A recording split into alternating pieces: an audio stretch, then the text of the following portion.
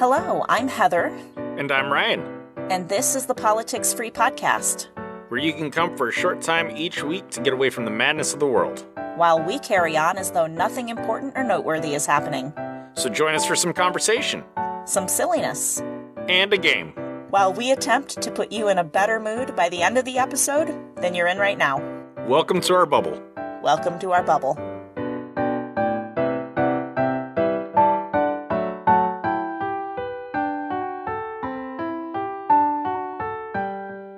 Ryan, Yes.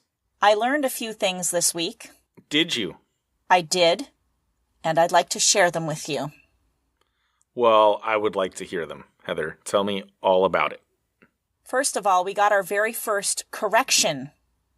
Somebody set us straight. Oh, really? Yes. I like it. Good, because here's the deal. And I just realized I was going to figure out which episode this was that we have already released. But I can't remember the episode. But in one of our early episodes in season 1, you talked about the Hanson CD, how you tried to pawn it off on a younger kid. Yes. Within that story, you had sort of in passing said that you thought that was the only Hanson album that there was. They apparently have many, many albums. They have been touring for like 25 years. Oh, my. And they, I guess, relatively recently released their own beer, and it's called Hops. No, they did not. This information is according to our friend Cora, who is a Hanson fan. Let's see. Here's Hanson. Hanson has how many albums? Oh, my gosh. They have a Christmas album. Holy mackerel. They have quite a few albums. Well then, I stand corrected. Yes, you do. I think you should sing the I'm Wrong song as an apology. I already forget how that song goes. Do I just make up my own lyrics? And I'll do it for you. I will sing it for you, and you'll need to try to learn it, because if one of us is wrong about something, we have to sing the I'm Wrong song. I just decided. Okay. It goes like this.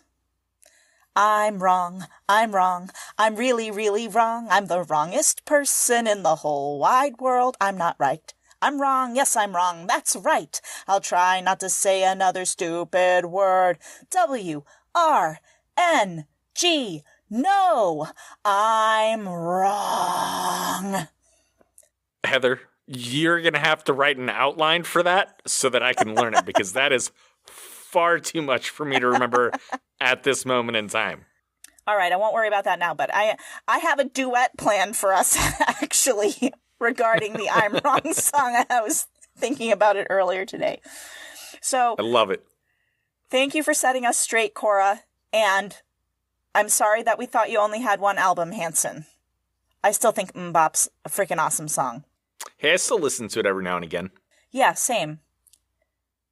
They have actually up on YouTube, there's a video of them doing an unplugged version of that, which I really enjoy. You should check it out. Like back in the day, or? No, just recently. I mean, it was within the last couple of years, I think. Huh. It was good stuff. It was one of those, you know how random YouTube recommendations are? Yeah. It's like, we think you'd like this video of a duck falling off of a cliff and saving the life of a hippopotamus while doing so. I'm like, I didn't even know that existed, but YouTube showed it to me. It's amazing. All right. The other thing that I learned is from episode 9, when we played Mad Gab. Yes. And we could not figure out O Fork Aim Bury Hearse. If you've listeners, if you've listened to episode 9, you'll know what we're talking about. And hey, if you don't know what we're talking about, go listen to episode 9 and come on back. O Fork Aim Bury Hearse overcame barriers. Spoiler alert, FYI. Oh! We could not figure out what that was, right? And you want to know why? Why? Because we decided that the word bury was pronounced bury for reasons I cannot explain. We were saying bury, because if you say, O Fork Aim Bury Hearse, Well, how was it instead spelled? of Bury Hearse, O-O-W-E, fork, F-O-R-K, aim, A-I-M, bury, B-U-R-Y, hearse, H-E-A-R-S-E. Now that I've spelled every word, I realize that what you wanted was the spelling of bury/berry. Okay, but that is such an oversight on the makers of that game. I'll tell you what, because bury and berry depends on the location you are in the U.S., isn't it? I mean, it's like saying root and route. If we just go straight to Google pronounce... Berry. Berry. Berry. Can you hear it? Yes, I can hear it. Google said berry. And Google's wrong. At any rate, one other thing I want to mention before we get going here is that we kept referring to our non-existent listener base throughout episode 1, and that's because we recorded all of those episodes before the podcast actually launched, and we technically did not have any listeners when we recorded them. And as I was editing episode 9, I realized, well, that's just insulting because we actually do have people listening to the podcast now. So, way to go, Heather. I'm sorry that I called you guys all non-existent. We love you. Yeah. As we say in my family, mwah. Yeah, mwah. And thank you to all my friends who have been listening. You guys are awesome. Yeah, it's all my friends too.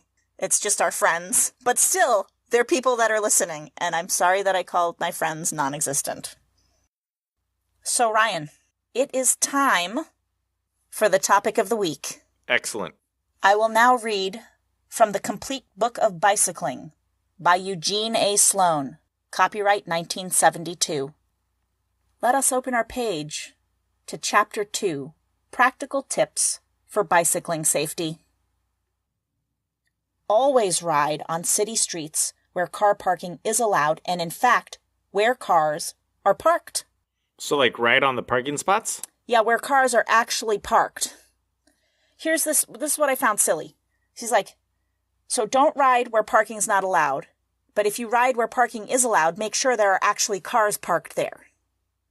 Now, he gives a logical reason for this, but the very next rule is, watch out for car doors opening ahead of you when riding on streets with parked cars. Discourteous drivers have whipped in ahead of me, parked their cars, and opened the door on the driver's side all in one motion, forcing me to veer out into the stream of traffic to avoid running into them. Let's give pause for a moment. And I want to tell you a little story. Okay. It's very cold here in the winter. Lots of snow, lots of ice. And my driveway is steep. If I come down the road and take a left or a right turn into my driveway, I sometimes get stuck in the snow or the ice in the driveway. But because our house is on a T-junction and actually faces an oncoming street, I do have the option to drive from that street straight up my driveway and not get stuck. But sometimes when there's tons of snow, the snow drifts are so high, I have no way of knowing if there's any traffic coming. I have literally no way. It's just Russian roulette, like, let's hope nobody's coming as I drive straight up my driveway. You need to set up a mirror. Okay, we'll get to that, but I want to point something out. I was in a massive quandary. I was like, blind drive, get stuck turning, blind drive, get stuck turning, and then suddenly I was like, wait a minute, what is the debate here? Clearly, getting stuck in my driveway is a far better option than being blindsided by a speeding car that neither one of us knew the other one was there. That's true. Okay, so I'm going to bring you back to what he said here. Forcing me to veer out into the stream of traffic to avoid running into them, to avoid running into an open car door.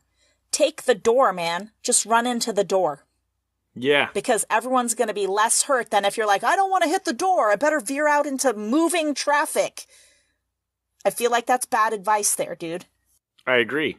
What year did you say this was? 1972. I guess cars were a lot slower then. Yes. Okay, now, beware of the Sunday driver. So the fact that this idea we have that older drivers cause more accidents is actually a myth. According to the AAA Foundation, the biggest age bracket of accident havers and causers in automobiles is the 16, 17-year-old bracket. Makes sense. I mean, I did get rear-ended by an 18-year-old who literally had just gotten her license a few months earlier. I mean, they're new drivers, so they're less experienced. That's true. That's very true. I think that's probably a large part of that. Which is probably why younger drivers cost more to insure. I would imagine, especially teenage boys, I think, have the highest insurance rates. You shut your mouth. Are you a teenage boy? I was a teenage boy. Fine. Dude, Heather, I got in so many accidents when I first got licensed. Yes, you did. That yes, you did. It was almost impossible to find anybody who would insure me. Ryan, I have never felt more unsafe than when you were driving me in a car on a highway one time. When have I ever driven you in a car on a highway? You picked me up from the airport. Uh-huh. And you were driving me wherever I was going to stay. I don't know if that was your house or mom and dad's house or whatever. And this was, I don't know, early 2000s. Early 2000s. Yeah. And it was terrifying. We almost hit like 3 other cars. You were speeding so fast, but you had no real control over the car. And it's like on the 4th time that we almost collided with someone, I suddenly was just like, pull the fuck over, pull over. Get out of the car. I am driving. I do not remember this at all. You felt so bad. You were like really mopey. You got out. You gave me the keys. You're like, well, whatever. I feel like you're exaggerating. And that's probably why I took it so personally that you freaked out on me. Which I don't remember, by the way. I have no recollection of this at all. Okay. I seem to recall that the car you picked me up in had doors that would neither close nor open because they wouldn't close, so you had to tie them closed with a rope. So I had to climb through the window to get into your car. Okay, so first of all, the car that you're speaking of, I believe was the Plymouth. Was it just the 2-door sedan? Was the giant boat? I don't remember. I just remember I remember it being a smaller white car. I've never had a smaller white car. Yeah, no, I've never had to tie my doors shut. However, I did have a car that I could not get to open. So I had to climb in and out of the window, and it was just the one door, which was the driver's side door. So you couldn't just open the passenger side door and get in that way? You'd climb through the... And climb over everything? God, no, Heather. I had to climb in through the window. The only time I'd use that side is when I had to close the window when it was raining. Because nobody would ever try to steal that car?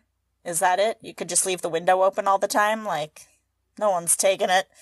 Pretty much. Imagine I arrive and you pick me up in this car that I had to shove my suitcase through the window, climb through the window, then be driven very erratically to the point of near death by shock. Oh, and you know what? You know what I take very personally, Heather, is that you said that I was driving so fast that I had no control over the car. I have never in my life driven like that. You make me sound insanely dangerous. I can't believe you don't remember this. I am not making this story up. No, you're exaggerating. I love you. 100% you're exaggerating. I think it's just because here's the thing. Anytime you get into a car, not you specifically, but people in general, anytime people get into a car with a new driver, there is a certain amount of uncomfortableness because you don't know how this person drives.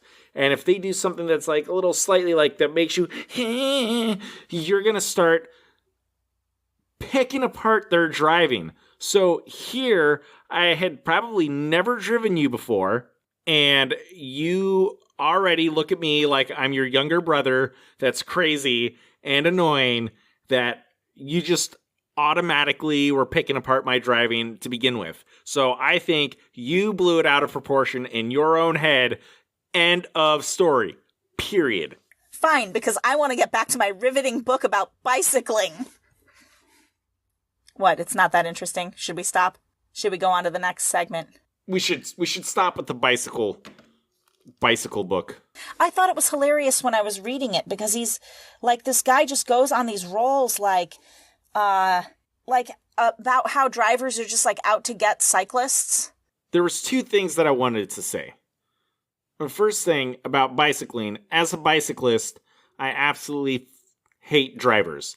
And as a driver, I absolutely hate bicyclists. It's a mutual feeling. It is, really is. Yes. And the other thing I was going to say is the car that I just bought it's a hybrid car. So I have to charge it, but it has this little gauge on the dashboard, and it's basically like got this green dot in the middle. And if you accelerate too much, the green dot will go towards the top of the screen, and if you brake too hard, it will drop down to the bottom. So the goal is to keep that green dot steady right in the middle of this little pictorial graph thing, right? Mm-hmm. Because that's the ideal place for you to conserve as much battery as possible. So if you're accelerating too hard, you're actually draining your battery. And if you brake too hard, you're draining your battery faster. So once I discovered this on the vehicle, I've actually started paying attention to keeping it right there centered. And let me tell you what, Heather, it is changing my driving habits. Nice. I will come pulling into a Kroger store, listening to Tool, rocking out to Tool, but driving like Grandpa.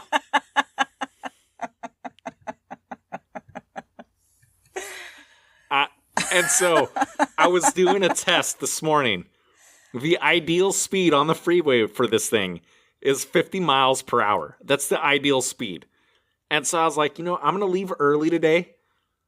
And I'm going to drive 50 miles per hour the entire way to work. And I did. And I was probably the most annoying person on the freeway.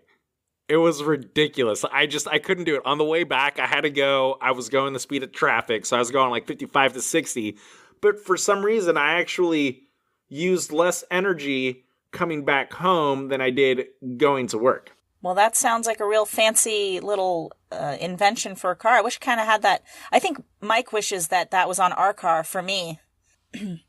Just to cap off the Book of Bicycling by Eugene A. Sloan, there is tons of very good advice in that book, and I don't mean to make fun of that guy or his book. I just thought he just really, you could tell how much he hated drivers in that book. And it was funny to me, but when I read it out loud on the podcast, apparently totally uninteresting. Ryan hated it. Whatever. Let's go on, because you know what, Ryan? It is time for Podcast Gamers. We are going to play a game called Just a Minute. This is how it works. One of us gives the other one a topic that we have selected. I'm willing to bet you did not select any topics for me ahead of time. Am I right? I have one in my head. Excellent. The player is given a topic, and he must or she must speak on the topic for 1 solid minute, regardless of how much knowledge he or she may or may not have on said topic. It's gonna be a gas. I'm gonna give you a topic first. You ready? All right, hold on. Let me get the timer ready. And the topic is? Quantum physics. Let the minute begin. Quantum physics is a very interesting topic, filled with many, many symbols and mathematics. One of the laws of quantum physics is that an item falling will reverse its fall if it reaches the speed of 427.3769854 seconds per second per second. This has never been achieved in actuality because it is a tenet of theoretical quantum physics. Also in quantum physics, probably, is string theory. What is string theory? Well, You take a bunch of string of different lengths and you braid it together.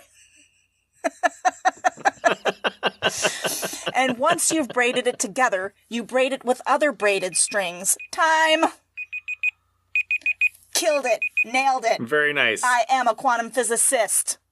Ooh, I just leaned forward like I was rapping into a mic. I am a quantum physicist. You will I did not have a rhyme worked out. Ryan, are you ready for your first topic? I am ready. Please tell us for 1 minute about St. Swithin's Day. St. Swithin's Day. Begin. St. Swithin's Day? Your minute started, man. Don't cheat by being silent. No, I'm trying to understand what you just said because my microphone is very low. Swithin's? St. Swithin's. Swithuns Day. St. Swithin's Day. St. Swithin's Day. Yes. Okay. On your mark, get set, go.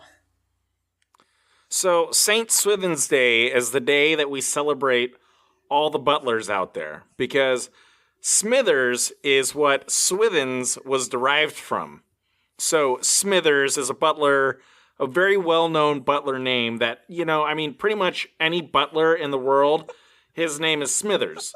So it's just the day that we get together, we dress in our tuxedos, we hold our platters, and we wear our little top hats, and we just pretend to be butlers for the day and celebrate the Smithers on St. Swithin's Day because they are saints. They are saints. The butlers? St. Smithers Day. Swithin's Day. St. Swithin Smithers Day. Is the minute up yet? No. And I think you lost what else that can round. I say? And we shine our shoes and we answer the phones and do all the things that butlers do. Minute's up. Listen. Thank God. You were eating up like the last 20 seconds of your minute just saying Swithins, Smithers, Swithins, Smithers. Now, just in case anybody listening is wondering what St. Swithin's Day actually is, I don't know. What's the next topic? The next topic is cooking. Cooking. That's so unexciting. And timer. Let me tell you about cooking. There are many different styles of cooking.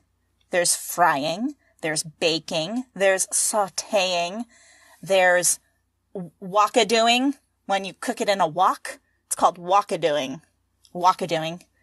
There are many things you can cook, fruits, which I prefer not to do, like pineapple on pizza. Nobody likes that. So that's incorrect. Don't cook a fruit. Okay. If you like pineapple on pizza, I don't know how this podcast continues, but I have to do a minute on cooking, so wait a second. Baking, arguably, is also part of cooking, although some people might separate the two and say that a chef cooks while a baker bakes. One of the things that you can do is fillet a fish. You do this by ripping out its tail and guts, and then chopping off its head. Time. Well done, Heather. Thank you. Pineapple on pizza is fantastic. You're adopted. You're officially adopted. Pineapple on pizza. I'm not the one that came from the zoo, Heather. That's you. Okay, that's both of us. It's both of us. Nope, just you. How can you say it's just me? It's both of us. We were both from the zoo. We were switched out for the orangutans, babies. Oh, so you admit that you are also adopted. Okay, Thank this you. argument has gone off the rails. I'm just trying to point out that pineapple on pizza is the most It's not even that it's pineapple on pizza, it's that the pineapple is warm. They cook it on the pizza. I think that's what I find most offensive about that whole situation. Do you not like sweet and salty? I do if it's like a payday. Like caramel, salted caramel. Yeah, sweet and salty is good, but not hot pineapple. I can't get past the hot pineapple. Then you eat it cold. Just eat cold pineapple on pizza. It's like putting fresh tomato on a pizza after it's been cooked. I'm imagining that in my mind. And no. Okay, now I'll backtrack. I might actually try that one day. I would try that. But having tried hot pineapple on pizza, I'm out. I can't do it. Ryan. Yes. For 1 minute, will you please speak on the topic of globe making? Globe making. Okay. Begin. So, before we begin globe making, you have to heat up sand. Sand to its molten point of melting. And then you take a big pipe and you dip it into your molten sand, which has now become glass. And what you do is you have to spin your pipe. You have to keep it nice and even while you're simultaneously blowing into the pipe, and you start to blow this nice glass globe. You want to add color in there. So what you'll do is while you're melting your sand, you'll just put like a couple drops of like iron or cobalt or other things that will color the glass, and then you can make swirls and whatnot. But anyway, back to blowing. So you blow it, and then you have like these little pincher things that Time. you kind of like have to. Ryan. Yes. I think you know full well that I meant globe making. What is a globe to you? You just did glass blowing. You did glass blowing for a minute. Heather, a globe is any round object. Yes, but you knew that I meant a globe of the world. You know what? Google. A globe, a glass globe, Heather. Oh, my knee. A glass globe. Define globe. The Earth, definition number 1. Definition number 2, a spherical or rounded object. Nobody cares about definition number 2. I do, because that's what I talked about. I talked about globe making. I'm a little bit flabbergasted that there's no definition that is a round model of the Earth, because that's how it is used the most. You've got to admit, if somebody says to you, can you go buy me a globe? You're going to get a map of the world globe, right? That's the first thing you're going to think of. Nope. I'm going to think of a glass globe, and I'm going to go out and get one of those snowy globes. A snow globe. I'm going to go buy them a snow globe. Well, that is what somebody who only has a GED would say. Wow, Heather. I don't only have a GED. I do also have a high school diploma, Heather. And I'll have you know, I'm in college. Oh, yeah, I forgot about that. I don't know why I'm laughing. It's not funny. It's good. It's good that you're getting higher learning. Ah, good stuff. Okay. So messed up. Hit me with your best shot, buddy. Okay, I want you to tell me about hedge funds. God.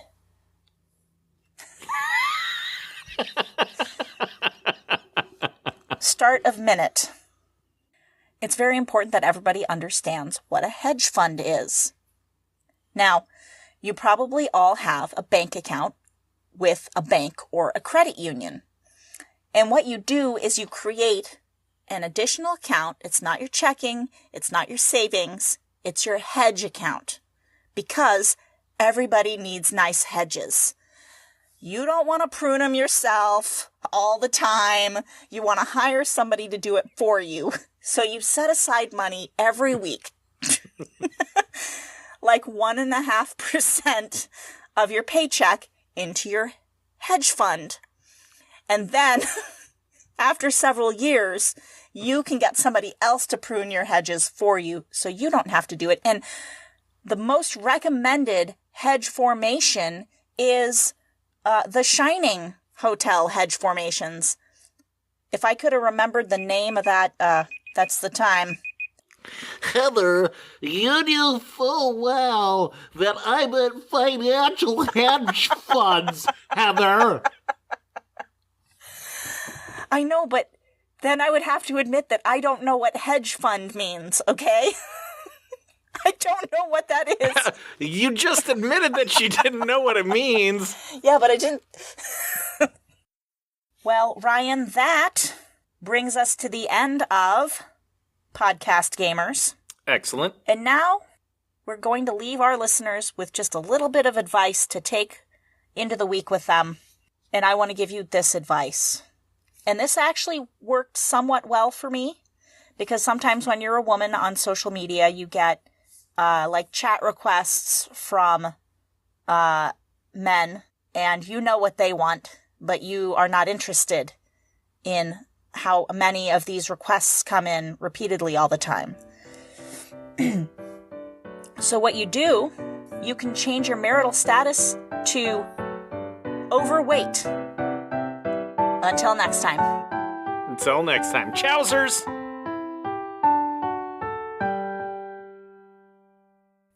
Pineapple on pizza is fantastic. Yeah, I feel like you're like the only guy that wants the... Heather. We'll save it for another time. No, I want to talk about it right the F now. It's not that segment, Heather.